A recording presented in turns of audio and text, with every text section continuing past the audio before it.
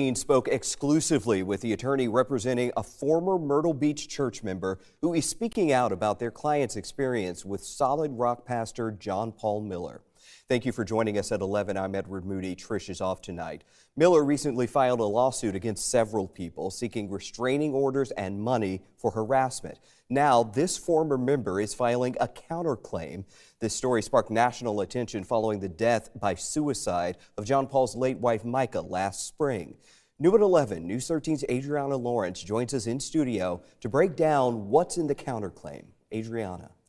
Well, Edward, what I'm holding here are 18 pages of an answer and counterclaim attorney Regina Ward gave exclusively to News 13. Her client, Sam Rickman, who she says was friends with John Paul and Micah Miller, claims John Paul violated pastoral confidence and used intimidation to try and get what he wanted. I find it quite intriguing that Micah, who looked for restraining orders, didn't get those, but Mr. Miller thinks they're going to be handed out like candy to him. This is video of a process server attempting to serve papers to John Paul Miller at his home. And here's the thing, man. Are you there?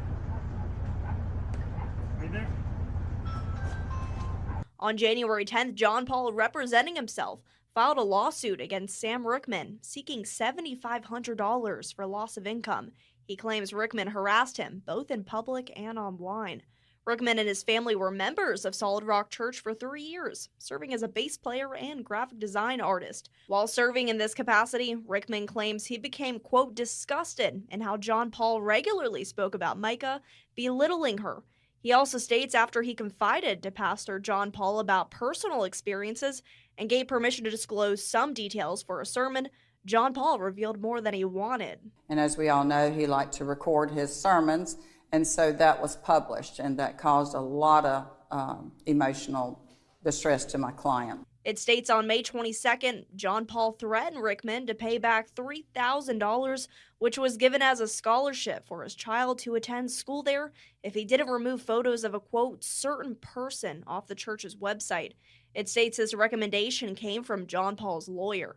Since then, Rickman became involved in the Justice for Micah movement, at one point participating in a protest outside Solid Rock. But someone standing outside and exercising their freedom of speech does not rise to a level of what I would call harassment or by any means a form of stalking for sure.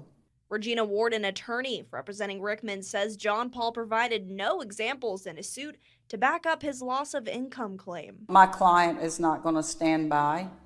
He's going to hold Mr. Miller accountable. He opened the door to this, and he has every right to file a countersuit against him. Ward says she has no reason to believe the FBI has stopped its investigation into John Paul. She says she believes John Paul filed these lawsuits to silence and intimidate those who were close to him, like Rickman. I can't imagine any other reason for Mr. Miller to file against Mr. Rickman unless he was concerned about whatever information my client may have that may be relevant to that investigation.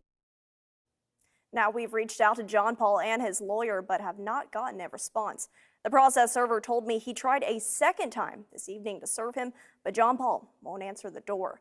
Ward says the next steps are deposition and jury trial. We've just scratched the surface in this story. You'll find more claims in Miller and Richmond's lawsuits at WBTW.com. Edward, back